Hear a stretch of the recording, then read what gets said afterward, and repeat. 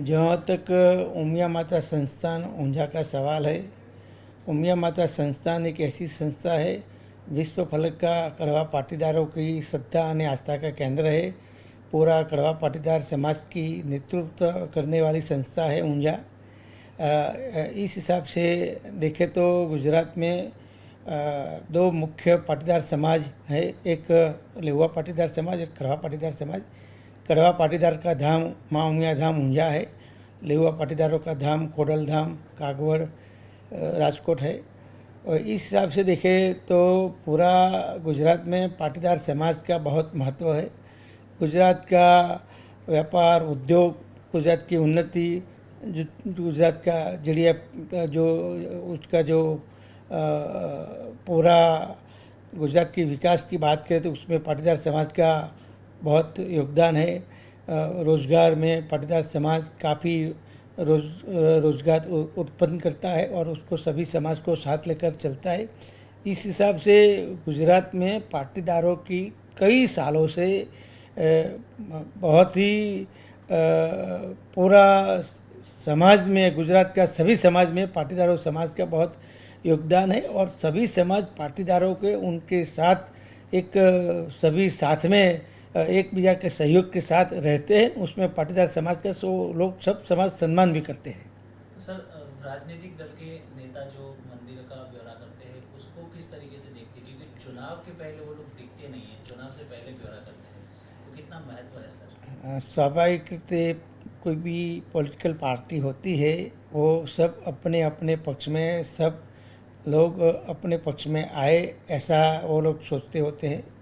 वो जिस समाज का आस्था का स्थान होता है वहाँ वो जाते हैं तो ऐसा लगता है ये लोगों को, तो इस समाज में उस समाज के मंदिर हो या कोई अन्य धार्मिक स्थान हो वहाँ हम जाएंगे तो उस समाज को ऐसा लगेगा को वो पार्टी का नेता हमारे स्थान पर आए हैं तो चलो हमारे में वो हमारी संस्थान को बढ़ावा देता है, हमारा में आस्था रखते हैं, ऐसे वो अपनी सोच होती है।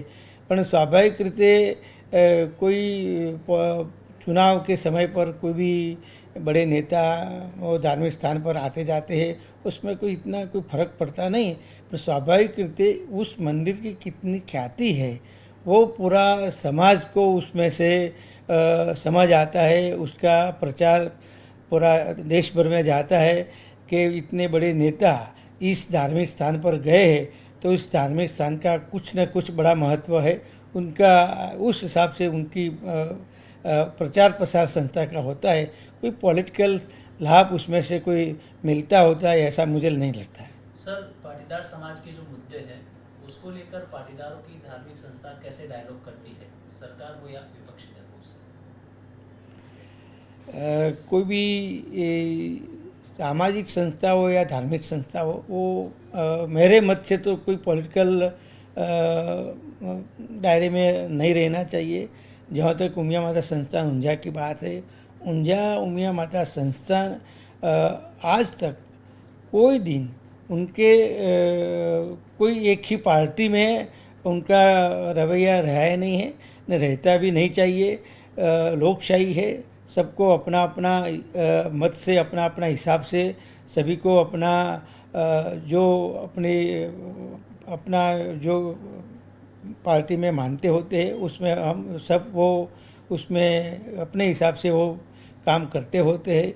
उमिया माता संस्थान ने अभी तक कोई पॉलिटिकल पार्टी का एक ही पार्टी में कि कोई राजकीय पार्टी में ऐसा बोला भी नहीं है और ऐसा हमारा मत भी नहीं है।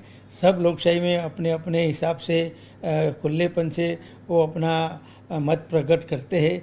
उमिया माता संस्था ने कभी कोई दिवस कोई पार्टी का एक ही पार्टी का कि भाई समाज इस पार्टी में है इस पार्टी में नहीं है ऐसा कोई हमारा पूरा जो हमारी जो संस्था की जो रूल्स और रेगुलेशन होता है उसमें कोई ऐसी बात के जिक्र भी नहीं होता है और उसमें मानते भी नहीं है। नहीं सर, सवाल मेरा ये है कि पाटीदार समाज को यदि कुछ अन्याय हुआ है, उनको कुछ रिक्वायरमेंट है डेवलपमेंट की, उसको लेकर कैसे डायलॉग करती है? राजनीतिक दल का समर्थन? बिल्कुल जरूर बात आपने बहुत अच्छा पूछा।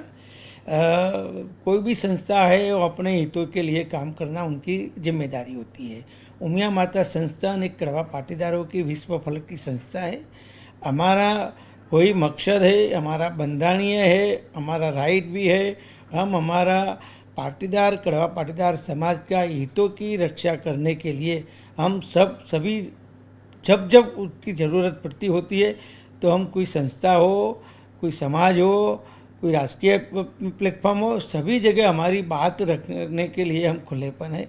जब ऐसी बात चली है तो हमने सरकार में भी रजूआत करी है, कोई दूसरे संस्थाओं में ज़रूरत पड़ी है तो वहाँ भी हमने रजूआत करी है।